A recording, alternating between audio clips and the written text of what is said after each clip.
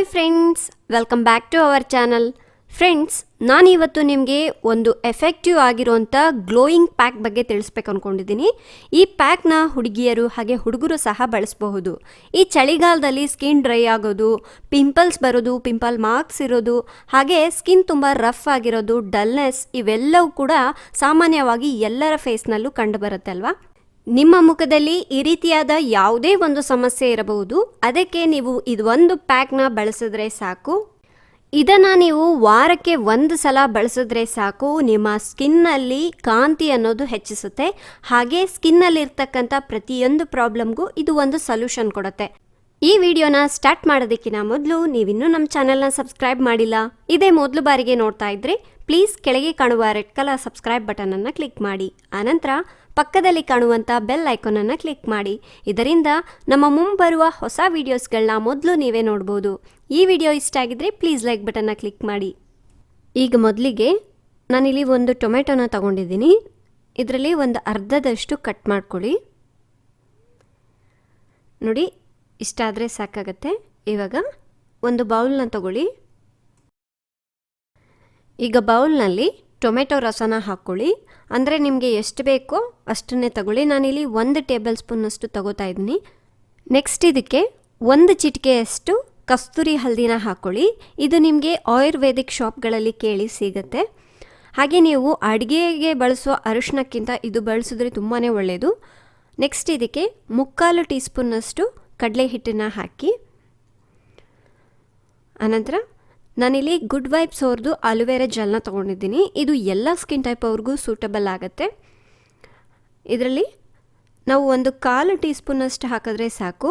Friends, ನಾನು ಇಲ್ಲಿ ತೋರಿಸುವಂಥ ಪ್ರಾಡಕ್ಟ್ನ ಲಿಂಕ್ಗಳು ಕೆಳಗಡೆ ಡಿಸ್ಕ್ರಿಪ್ಷನಲ್ಲೇ ಹಾಕಿರ್ತೀನಿ, ಚೆಕ್ ಮಾಡ್ಕೊಳ್ಳಿ.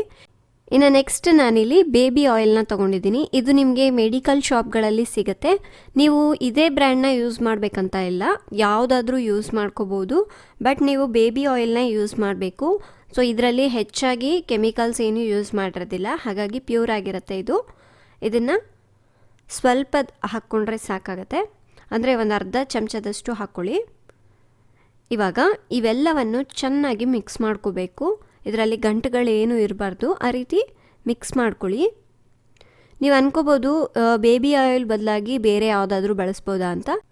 ನೀವು ಬಾದಾಮಿ ಎಣ್ಣೆ ಬಳಸ್ಬೋದು, ಅದು ಕೂಡ ತುಂಬ ಚೆನ್ನಾಗಿರುತ್ತೆ. ಕೆಲವರಿಗೆ ಕೊಬ್ಬರಿ ಎಣ್ಣೆ ಆಗೋದಿಲ್ಲ, ಕೊಬ್ಬರಿ ಎಣ್ಣೆ ಬೆಳೆಸಿದ್ರೆ ಮುಖ ಕಪ್ಪಾಗತ್ತೆ ಅಂತಾರೆ, ಅದಕ್ಕಾಗಿ ಕೊಬ್ಬರಿ ಎಣ್ಣೆನ ಸ್ಕಿಪ್ ಮಾಡಿ. ಇವಾಗ ನಾನು ಇದನ್ನು ಹೇಗೆ ಅಪ್ಲೈ ಮಾಡಬೇಕು ಅನ್ನೋದನ್ನು ತೋರಿಸ್ತೀನಿ. ನೋಡಿ, ನಮಗೆ ಈ ಕನ್ಸಿಸ್ಟೆನ್ಸಿಗೆ ಬರಬೇಕು. ಒಂದು ಪ್ಯಾಕ್ ಥರ ಮಾಡ್ಕೋಬೇಕು ನೀವು. ಈಗ ಇದು ರೆಡಿ ಆಗಿದೆ.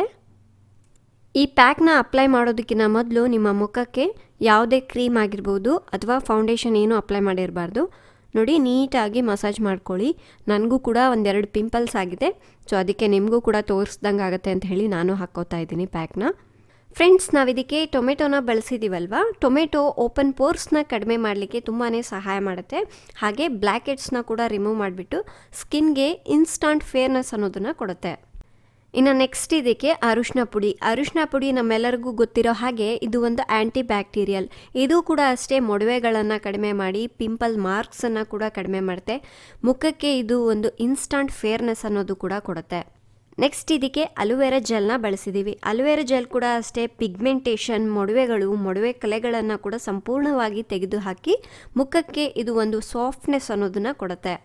ನೆಕ್ಸ್ಟ್ ಇದಕ್ಕೆ ಬೇಬಿ ಆಯಿಲ್ನ ಬಳಸಿದ್ದೀವಿ. ಬೇಬಿ ಆಯಿಲ್ನಲ್ಲಿ ವಿಟಮಿನ್ ಇ ಇರೋದ್ರಿಂದ ನಮ್ಮ ಸ್ಕಿನ್ನನ್ನು ತುಂಬ ಸ್ಮೂತ್ ಮತ್ತು ಸಾಫ್ಟ್ ಆಗಿ ಇರಿಸುತ್ತೆ.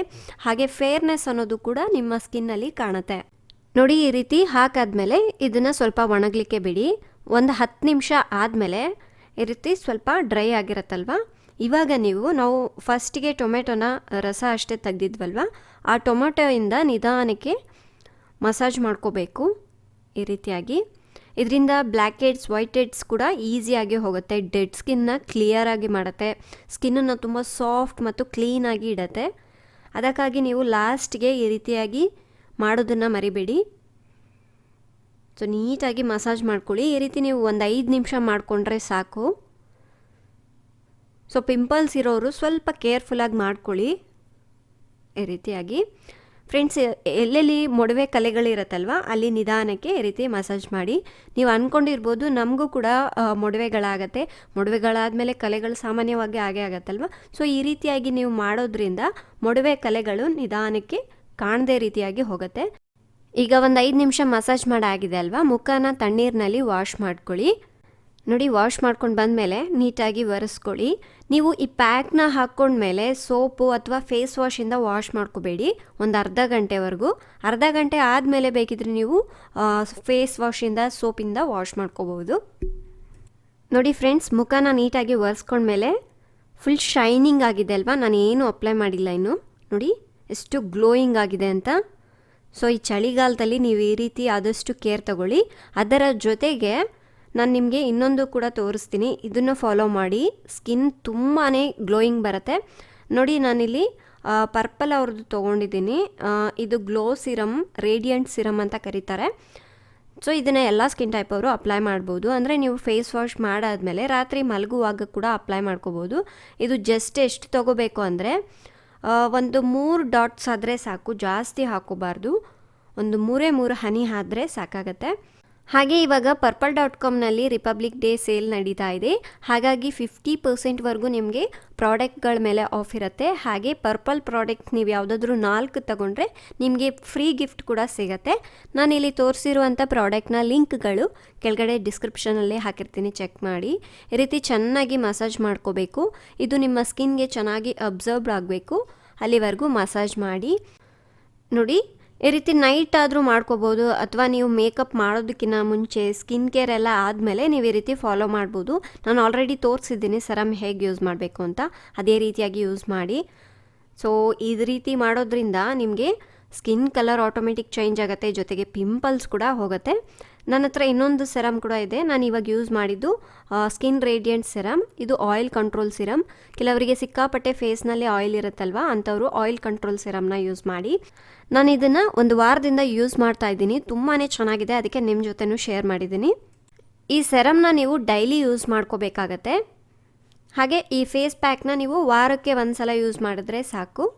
ಸೊ ನೋಡಿದ್ರಲ್ವಾ ಫ್ರೆಂಡ್ಸ್, ಇನ್ಸ್ಟಂಟಾಗಿ ಫೇರ್ನೆಸ್ಸನ್ನು ಯಾವ ರೀತಿ ಪಡೆಯೋದು, ಹಾಗೆ ನಮ್ಮ ಸ್ಕಿನ್ನಲ್ಲಿ ಇರ್ತಕ್ಕಂಥ ಪ್ರತಿಯೊಂದು ಪ್ರಾಬ್ಲಮ್ಗೆ ಈ ಸೊಲ್ಯೂಷನ್ ಅನ್ನೋದು ಸಿಕ್ತಲ್ವಾ. ನೀವು ಕೂಡ ಮಿಸ್ ಮಾಡದೆ ಟ್ರೈ ಮಾಡಿ ನೋಡಿ, ಹಾಗೆ ನಿಮ್ಮ ಸ್ನೇಹಿತರಿಗೂ ಶೇರ್ ಮಾಡಿ. ಇನ್ನು ಇದೇ ರೀತಿಯಾದಂಥ ಯೂಸ್ಫುಲ್ ವೀಡಿಯೋಸ್ಗಳಿಗಾಗಿ ನಮ್ಮ ಮಾಯಾ ಲೋಕ ಕನ್ನಡ ಚಾನಲ್ಗೆ ಸಬ್ಸ್ಕ್ರೈಬ್ ಆಗಿ. Thank you.